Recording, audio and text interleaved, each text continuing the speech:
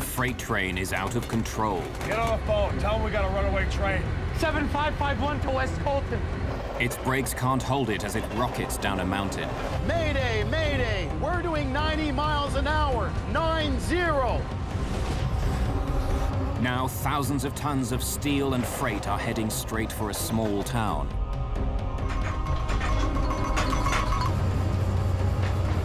We're gonna die on that curve. An innocent mistake risks the lives of everyone on board and many more in the town below. 3,000? We're not getting any oxygen. We have the terrain alarm. Even Tower Aero Peru 603. We are in an emergency.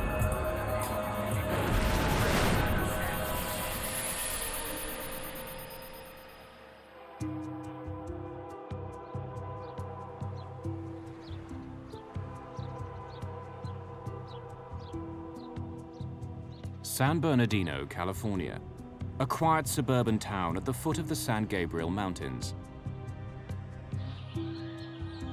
It's a great place to raise a family, in between the emptiness of the Mojave Desert and the bustle of Los Angeles. When we had problems in the neighborhood, we could go to one another, and it was a very nice neighborhood. But in 1989, San Bernardino is rocked by two disasters. 6 people are killed, 18 houses are completely destroyed. It begins with an out-of-control train. 60, 70, 80! And ends with a raging fire. You could see a huge cloud of black smoke in the air. The scene looked like Dante's Inferno. The disasters appear linked, but they happen more than a week apart. Investigators comb through the wreckage to find the hidden connection. Help! Somebody help me! They uncover a series of shocking decisions which have deadly consequences for some and scar a town forever.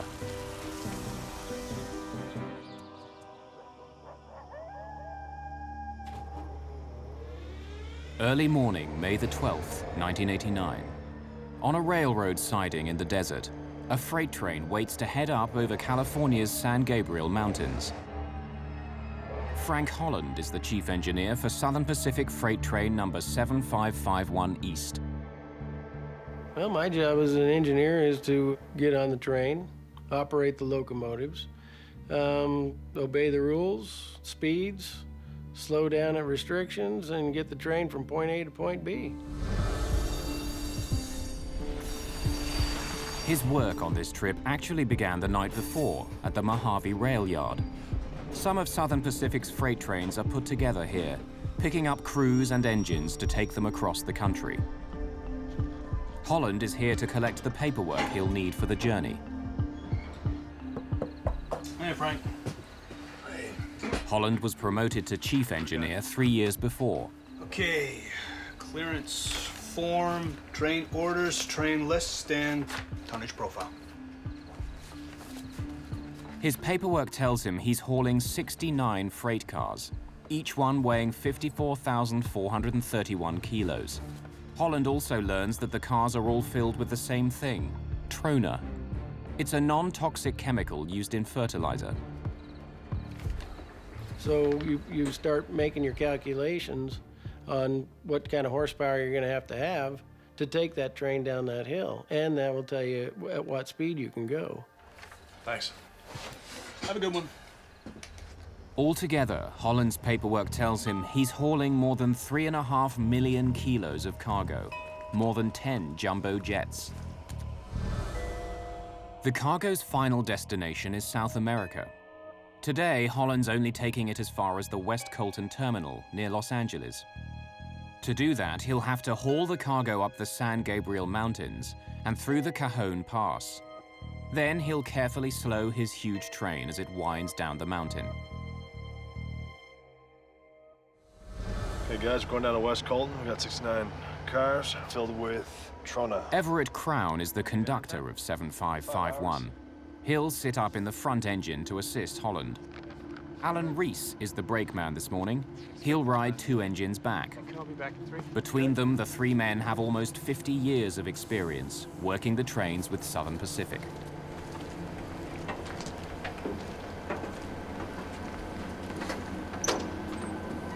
To make sure he has enough power to move his train up and down the mountain, Holland has asked for a little assistance.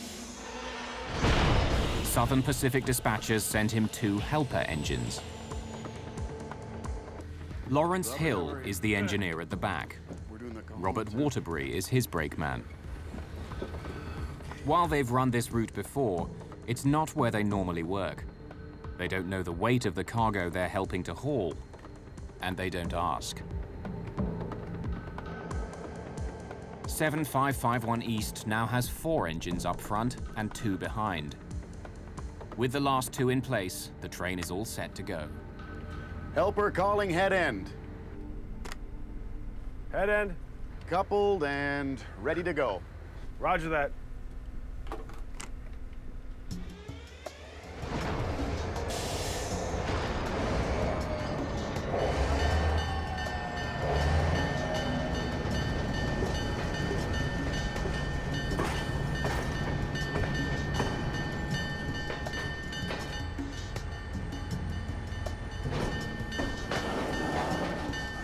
Seven 7551 East slowly gathers steam. In just an hour and a half, it'll reach the top of the mountains, the 1,300-meter-high Cajon Pass.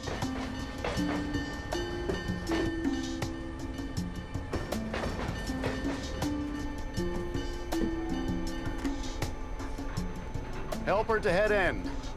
Head end. We've cleared the siding. Thank you.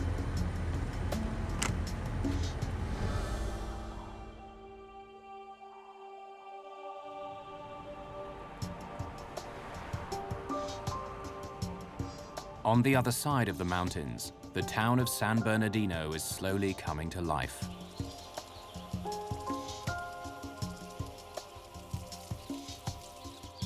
The Muscoy section is a fairly new development on the northwestern edge of the town. It's filled with single-story homes and growing families.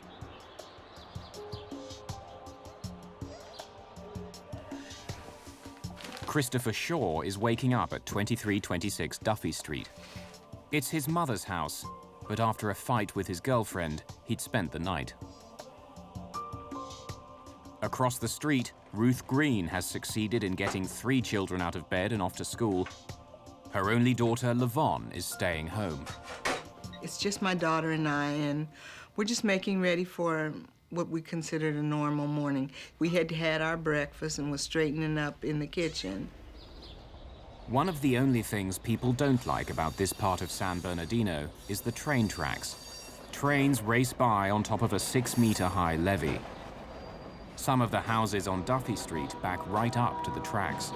When the homes went up for sale, the realtor was showing my husband a home that was on the same side of the street as the tracks.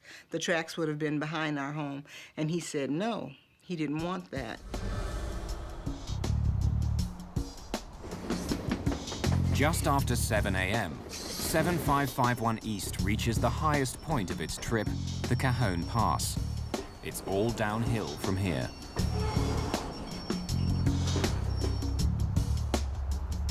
The pass is a vital rail link between Los Angeles and the rest of the world. It's one of only 3 ways to get through the mountains. Dozens of trains rumble through here every day. Traditionally, in railroading, mountain railroaders are respected as the big guys, the tough guys, because they have the most demanding job. Cajon Pass is one of the toughest mountain passes for railroaders to deal with in the entire United States. So many trains go over it, and it is extremely demanding that everyone has to be on their toes 100% all the time. No chance. No? No. Engineer Frank Holland and conductor Everett Crown have the train right on time. There hasn't been any communication between the men at the front and the 2 men at the back of the train since the trip began. There's been no need. Everything's running smoothly. Now comes the most critical part of the journey, slowing the massive train as it starts down the mountain. What we do when we run a train from the Mojave area to Colton is basically we drive it off a cliff. At that point, the track tips over and goes downhill at a very steep grade, 2.2%. And for trains, 2.2 feet down in every 100 feet is like falling off a cliff. As 7551 East begins heading downhill, the crews still believe it's a normal run. What they don't know is that their train is already out of control, and they have no way to slow it down.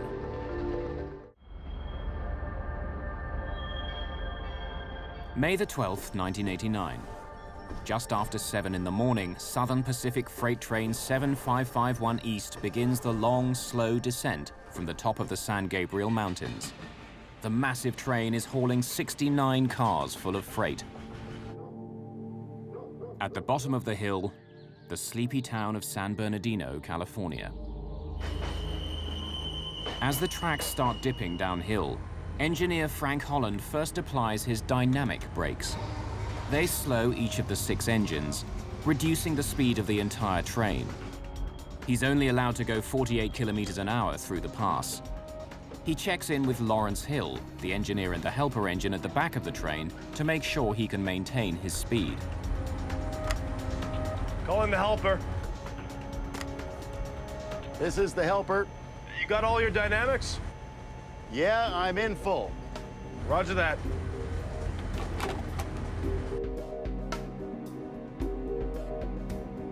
The first part of the downhill run twists back and forth 56 times. The friction from the turns helps slow the mammoth train.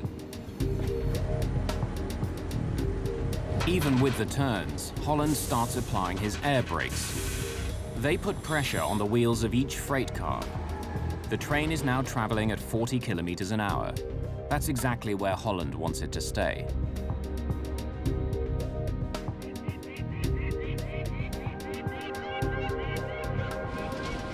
Once through the curves, though, Holland's brakeman, Everett Crown, notices that the train is picking up speed. Frank, we're at 30. Should be at 25.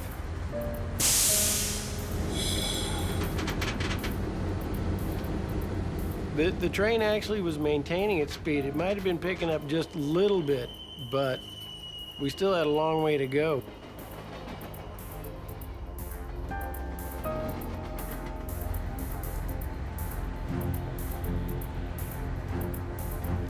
It's creeping. Confused, Holland continues to increase the pressure on the air brakes. But the train just keeps going faster. By the time it reached 40 miles an hour, I was very concerned.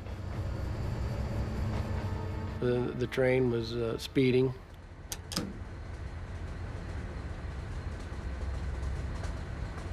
As the train approaches 72 kilometers an hour, Holland turns his air brakes on full. But it doesn't help.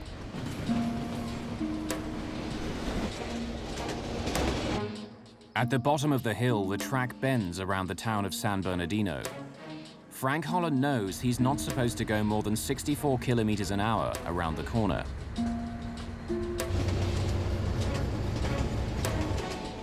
Partway down the hill, he's already going much faster than that. Ruth Green's husband has left for work. Her 3 youngest children are off to school. Across the street, Chris Shaw is just about to take a shower. Engineer Frank Holland knows there are several houses that are right in the way if his train comes off the track. I've been over that territory many times, and yeah, I knew that there was a curve coming down there that we weren't going to make.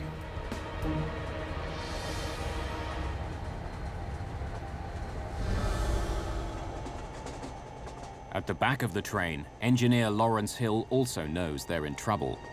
The air brakes are turned on full, but the train isn't slowing down at all. Something must be wrong up there. Without talking to the front of the train, Hill slams on the train's emergency brakes. It's their last chance. The train at that point tried to slow down a little bit. A couple seconds later, it was off to the races. It just took off like a rocket. The speed was going up so fast, I couldn't even believe it.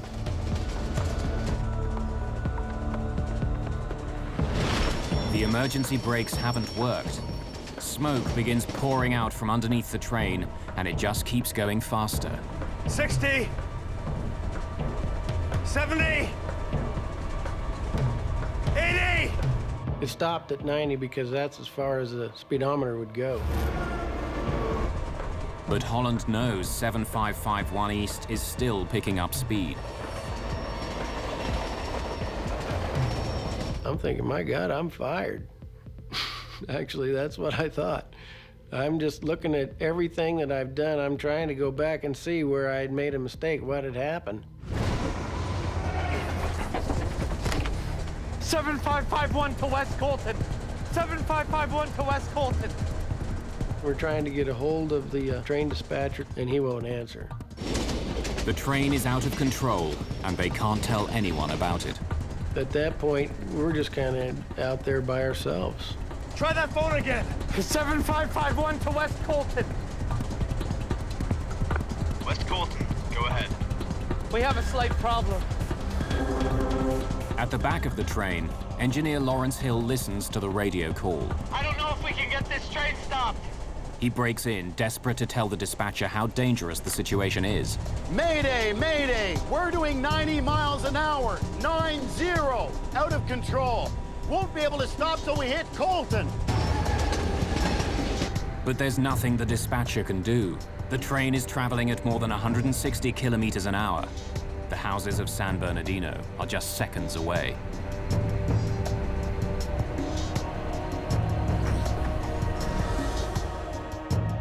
Down in the town, a strange rumbling breaks the morning calm. My house began to vibrate. The house was rattling so hard, I would have thought that the windows would have broke. It just got worse and worse. By then, I realized it was the train. As we were coming up to that curve, I looked over at Everett and I said, "We're gonna die on that curve." He wild-eyed, like he was just couldn't believe and just scared to death, and I'm sure I looked the same way.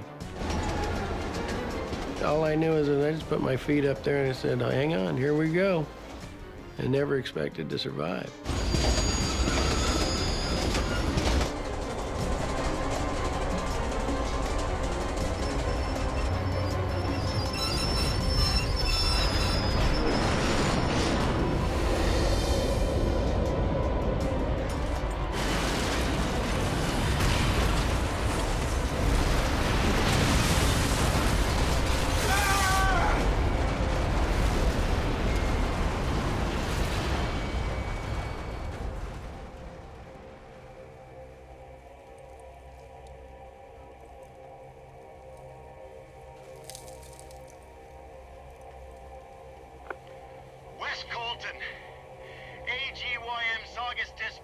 Please come in. We're on the ground here between Dyke and Stover. Mayday! Mayday! In the helper engine at the back of the train, engineer Lawrence Hill desperately calls the Southern Pacific dispatcher. Being at the end of the train has saved him from injury, but he's not sure everyone else has been so lucky. SP7551, anybody please come in. It takes more than a minute for Hill to get a response to his frantic call. Saugus Dispatcher, 7551 East, over. Saugus Dispatcher, we are all over the ground here. I haven't heard anything from the head end. They may need some assistance. We went on the ground.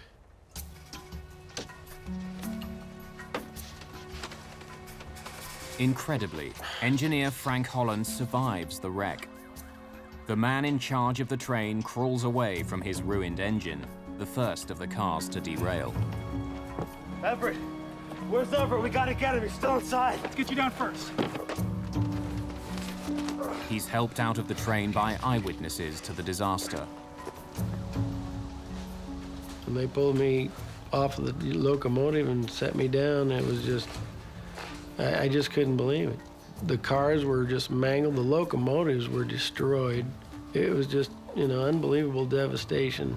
I looked back at that and I went, oh my God, what did I do?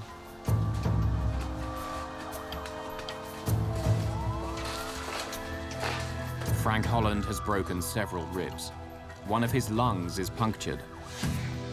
The man who was riding with him, Everett Crown, is soon found dead.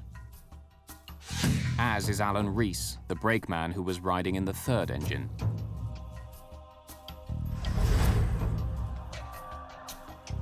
Footage taken shortly after the crash shows the scale of the disaster. 7 houses have been destroyed. The train itself is a write-off. As the dust cleared, then you could see some of the cars had, you know, toppled over. You could see that it looked like, you know, some houses were gone. You could see just a twisted, jumbled mass of metal. These cars are turned over. You're really trying to grapple with, what is this? What's happened?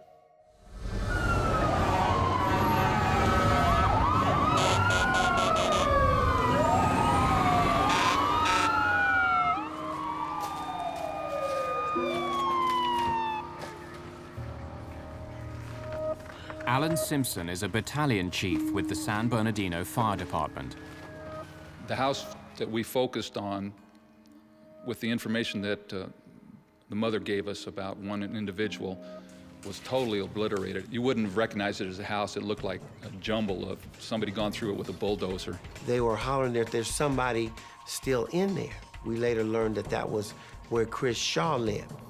And when you looked at that house, it was like you would say there was no way anybody could still be alive under all of that rubble and wreckage. The wreckage is also hiding an explosive problem no one in the neighborhood knew about. Running alongside the railway, about 2 meters below the ground, is a pipeline carrying fuel back up the mountain. If it's been damaged in the derailment, a single spark could cause a major explosion.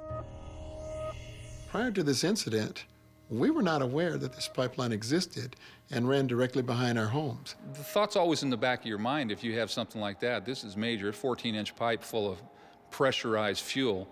We know what that's going to do if it ruptures. The pipeline is operated by the Kalnev Pipeline Company. It pulls hundreds of barrels of fuel from the pipe, trying to reduce the size of any potential explosion. But much more fuel remains behind. Automatic safety valves in the pipeline that are supposed to shut off individual sections aren't working. The company can't completely drain the area under the derailment. Almost 3 hours after the crash, rescue workers find the body of a small child. He's the second young boy killed in the disaster. Well, after we recovered the 2 children from the one house, there wasn't a lot of hope for finding anybody else at that point. But you never give up hope. You always keep trying. But there's pressure to wind the search down. Every moment spent looking for Chris Shaw further delays the cleanup. And Kalnev can't check the pipeline properly until the rail cars are gone. An entire neighborhood holds its breath. Is there any chance Shaw could possibly have lived through the disaster? Southern Pacific Train 7551 East has crashed into San Bernardino, California.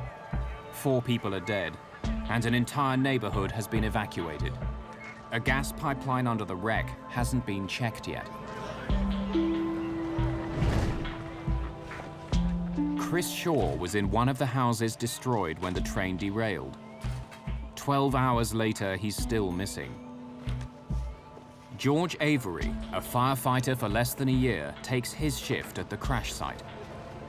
We were ordered to relieve the crews that were trying to search for a body. And at that time, they thought it was a body recovery. Shaw is the last person in the neighborhood still to be accounted for. Workers ask his mother to draw a map of the house. She tells them her son was in the bathroom when the train derailed. Workers concentrate their final search effort there.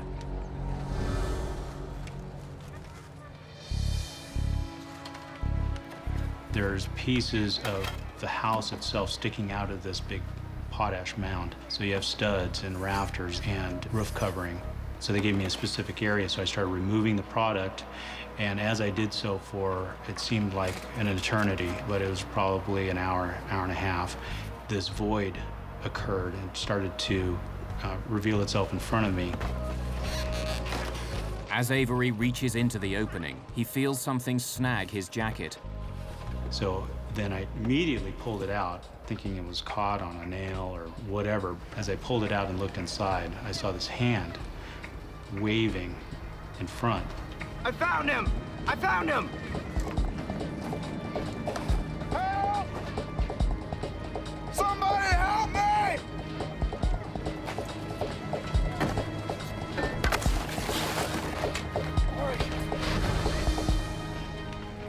It takes workers nearly an hour and a half to pull Chris from the wreckage. Debris from the train had formed a protective cocoon around him. It gave Shaw air to breathe and kept the jagged metal from crushing him. We were absolutely amazed that he lived, especially that long. We're talking about most of the day. Really didn't think he had much of a chance, so when he came up out of there, it was just stunning. With Shaw's rescue, everyone in the neighborhood and on the train has been found. The wreck of 7551 East has killed 4 people, injured 4 more, and totally destroyed 7 houses.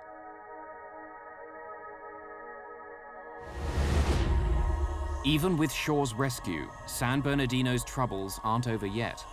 If the Calnev pipeline has been damaged, it could explode at any time, destroying more homes and taking more lives.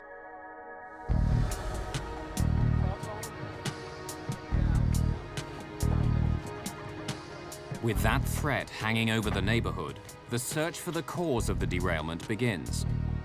William Pugh and Russell Quimby are with the National Transportation Safety Board.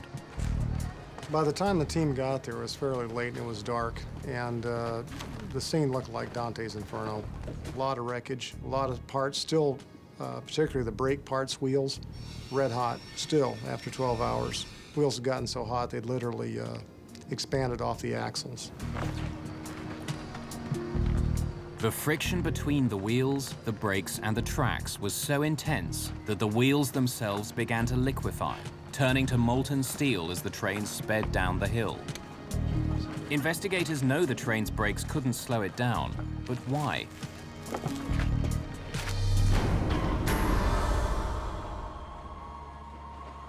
The next day, cleanup operations begin.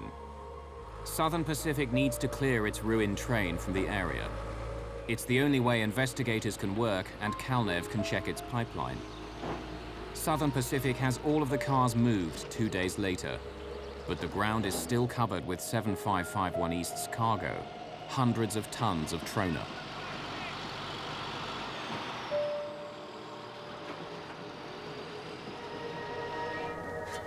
Calnev begins clearing the trona along the route of the pipeline. It's the quickest way to inspect the line, and it keeps the heavy equipment away. They made 5 or 6 excavations down to the pipeline to visually look at the pipeline. They felt comfortable that nothing had penetrated to the depth of the pipeline. The fuel is under incredible pressure. Any damage could lead to a massive leak and possible explosion. But Calnev finds nothing. The depth of the pipe has shielded it from the storm above. The pipeline is a vital source of gas for Las Vegas, almost 320 kilometers away. It supplies both civilian and military customers in the desert. There's pressure to get the gas moving again. There were a number of people in the community that thought it should not be open, and supposedly people in Las Vegas had said that they had cars that were worth more than our homes on Duffy Street, and so fire up the pipeline. Just 4 days after the derailment, the pipeline is restarted. Calnev watches for any drop in pressure. It would mean fuel was escaping, that there was a leak somewhere in the system. but it holds.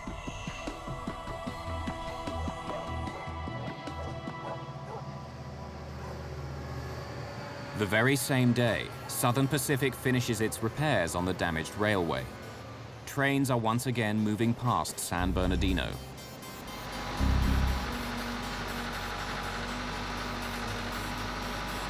The cleanup isn't quite finished, though. More of the ash-like cargo of train 7551 East is littered across the area. Heavy machinery comes in to dig it up and haul it away. The huge machines could easily damage the pipeline, so it's carefully marked with stakes. I told my husband one evening that I smelled gas, but we had been reassured that they had inspected this line and that there were no leaks. I was at the accident site until it was finally cleaned up and there was a fence put around the area and secured. And it looked like everything was fine.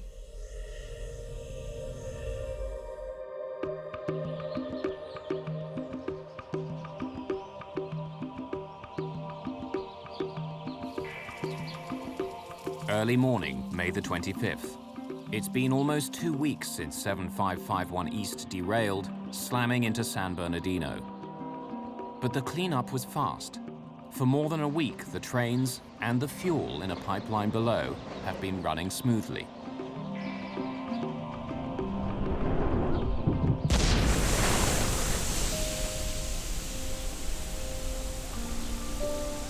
Then, from a clear sky, rain seems to fall.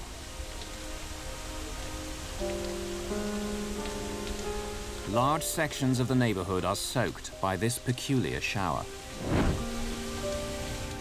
Ruth Green is back in her house when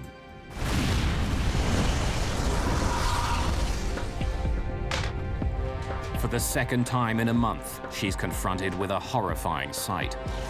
To the left of me, as far as I could see up, down, or side to side, was nothing but a big wall of fire. I got to the front door. Neighbors were screaming, "Get out, get out." I ran for my life.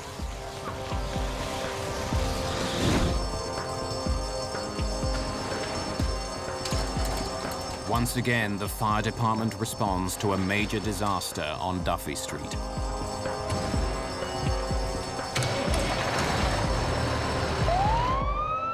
As we're getting the call and getting on the rig and opening the door, there was no doubt in my mind what that was. You could see a huge column of smoke and flame, and I knew immediately it had to be the pipeline.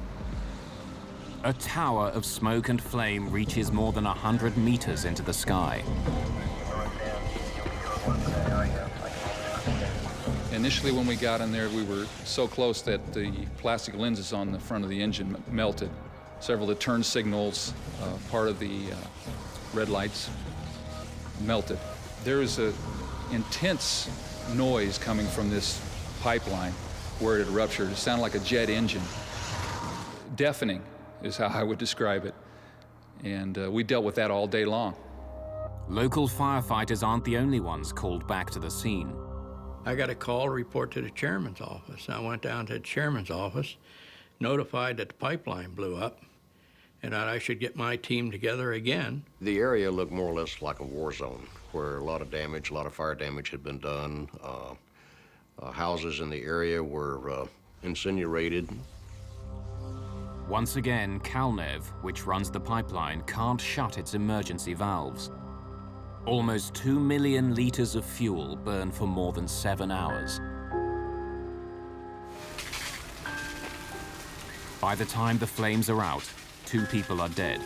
3 more are injured. Another 11 houses have been destroyed. The residents of San Bernardino are in shock. They talked about the fact that one of the people that died, that all they really could find was their shoes that were left in one spot. And that, you know, the mental picture of that, it troubles you quite a bit. After the fire, it was over for me. I couldn't see myself living in the house anymore. It really scared me just that bad. What people here will soon learn is that all of the damage, pain, and suffering is the result of a simple, horrifying mistake.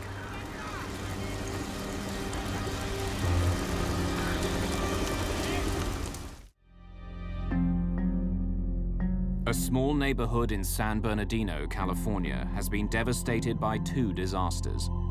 In just 13 days, a train derailment and a gas explosion have ripped through the area, killing 6 people.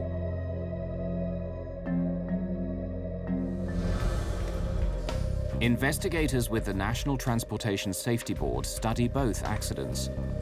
With the train crash, they focus on black boxes, which were recovered from 3 of the engines. And that records distance, speed, throttle position, air brake pressures that we tried to figure out what speed the train eventually got to. It exceeded the graph. The black boxes reveal that 7551 East had probably reached the incredible speed of 177 kilometers per hour before derailing. The speed limit on the curve was just over 60 kilometers an hour. Although the train's brakes had been applied, it continued accelerating.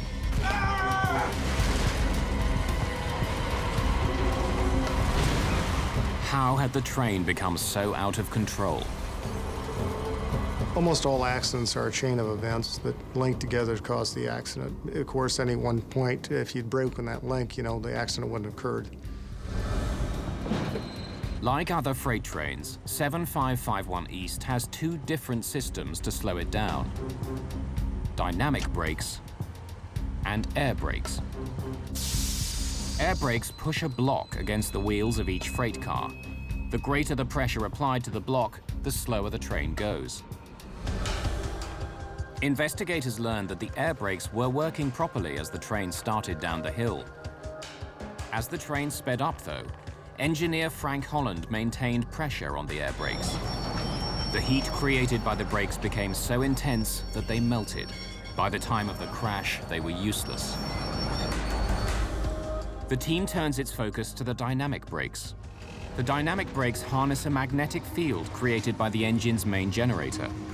They reverse the magnetic field, which slows the axles on the locomotive. There were 4 engines at the front of the train and 2 at the back. Before beginning his trip, engineer Frank Holland knew that his second engine wasn't working at all, and that the dynamic brakes on his 4th engine were only working sporadically. Still, it was more than enough. And we figured that with the units that we had on the head end and the 2 helpers that they gave us later on, we could do 30 miles an hour down that grade with no problem. When his train starts down the mountain, Holland has it under control. With the brakes he has, he should be able to hold his speed, but he can't. Frank, we're at 30. It should be at 25. It's creeping. What the NTSB investigators discover from the black boxes is stunning. The brakes on the 3rd engine at the front of the train didn't work at all as 7551 East gathered speed. During the trip, Holland had even checked with the brakeman in the 3rd engine. Alan. Yeah. What are your dynamics like? They're revving. But the black boxes show investigators that even though the dynamic brakes were making the noise they usually make, they weren't working. They weren't helping slow the train down at all. But it gets worse. Coupled and ready to go. Roger Of that. the 2 engines added to the back of the train, 1 didn't have any braking power either. Lawrence Hill, the engineer at the back, knew it, but he never told Frank Holland. He didn't communicate to him that he had only 1 locomotive at a dynamic, the other one was out. The helper engineer thought that the dispatcher would notify the lead engineer. Call in the helper. This is the helper. You got all your dynamics? Yeah, I'm in full. So when Holland asks Hill at the back of the train if he has all of his dynamics, Hill says yes. But he only means in the 1 engine. It's a startling discovery. Holland doesn't have anywhere near the braking power he thinks he does. Investigators studying the black boxes uncover one more secret of the train's terrifying ride down the mountain. Something must be wrong up there.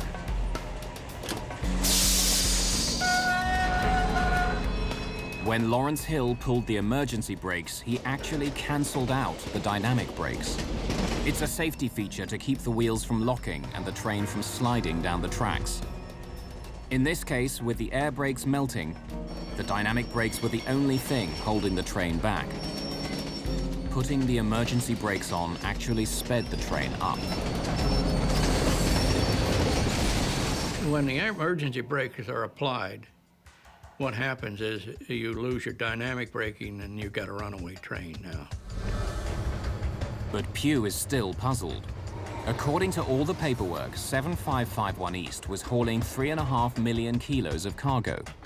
At that weight, even with his crippled engines, Holland should have been able to hold his speed going down the mountain. To find out why he couldn't, investigators turned their attention to the days before the accident.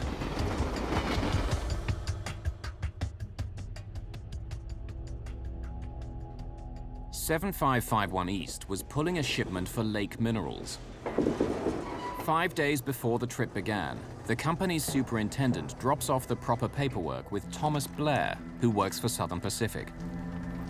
The paperwork outlines what's in the shipment and, normally, how much it weighs. Thanks. In this case, though, the weight was not filled in. Lake Minerals believed each of the cars was filled to its maximum, 90,000 kilos.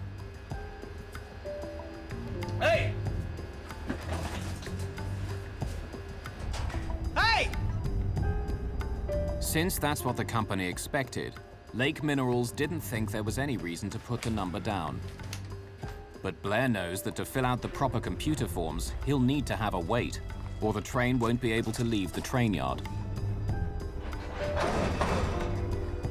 Blair has been working with Southern Pacific for 17 years. He's seen thousands of freight cars leave his yard. He makes an educated guess that the material in each car on the train weighs 54,000 kilos. But Blair's guess is a tragic miscalculation. Every single freight car on 7551 East is actually carrying 36,000 kilos more material than he estimated. Across 69 cars, it means that the train is actually more than 6 jumbo jets, 2.5 million kilos heavier than anyone thinks it is. Nobody caught the fact that the weights were way under. Train orders, train lists, and tonnage profile. From then on, the engineer had a profile of the train that showed 6,100 ton. I'll be back at 3. Okay. He operated that way. And it was wrong. It was dramatically wrong. I mean, that was only 2/3 of the weight of that train. That train was doomed, and we just didn't know it. Frank Holland was in trouble before his trip began. Even if all of his engines were working, it would have been a difficult trip down the mountain. With all the problems he had, he simply didn't have the power to slow his enormous train down. Crashing into San Bernardino was all but inevitable from the beginning. The wreck of 7551 East was a preventable disaster. Investigators are about to discover that the explosion which followed didn't have to happen either.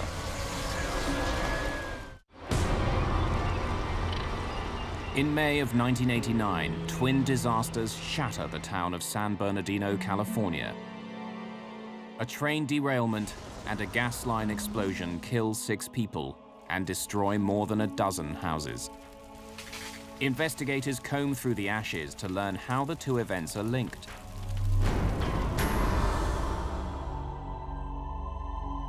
The pipeline was 2 meters below ground.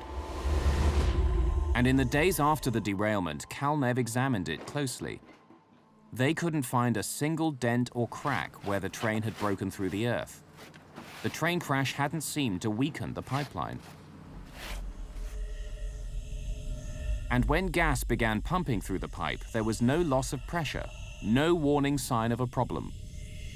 They started operating and brought it up to about 1,600 pounds, and all of the pressure readings at various places along the pipeline looked normal. Since the derailment itself didn't cause the rupture, investigators continue their search. They study the pipeline for clues. Even though the fire burned for hours, the piece of pipe that burst has not been destroyed. When the pipe opened up, it caused a rupture in the pipe that was sort of what we term as a fish mouth shape. And at the widest area, it was about 4 inches wide, and it was about 2.5 feet long. Like forensic investigators, the NTSB looks for a telltale fingerprint that will help them discover how the pipe broke. Near the spot where the pipe ruptured, investigators find dents and several deeper gouges. The marks are like wounds on a murder victim. If investigators can find out what caused the marks, they'll discover what caused the pipeline to burst. We knew that there were deposits of hardened steel left in the gouges. We knew that whatever piece of equipment had damaged the pipe had teeth on it that were hardened steel. There are several possible suspects. A number of front-end loaders and one large backhoe used during the cleanup all had hardened steel teeth. But Batten can never pinpoint the blame.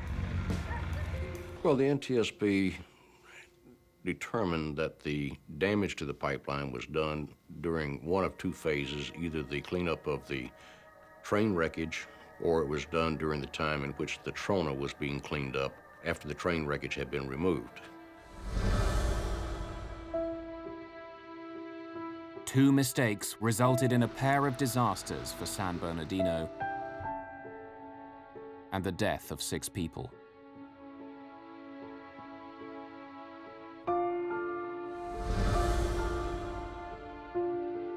In its final report on the disasters, the NTSB doesn't blame Frank Holland, saying his belief that he had enough braking power to stop the train was perfectly reasonable.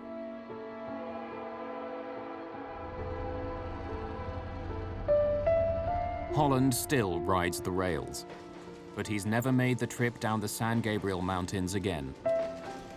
Psychologically, I just don't think I could take it.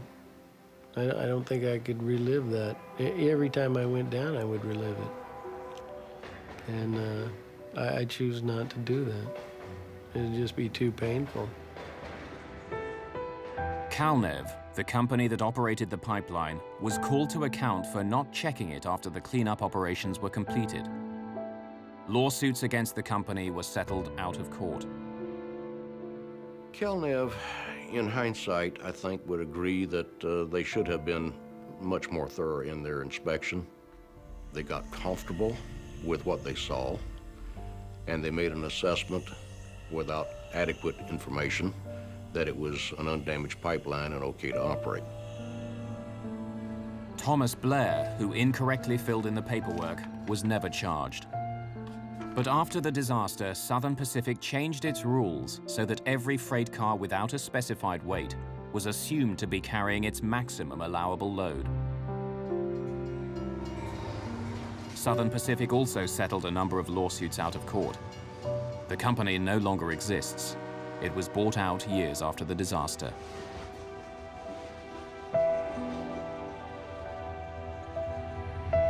Trains continue to run past San Bernardino, but many of the families involved in the disaster moved away.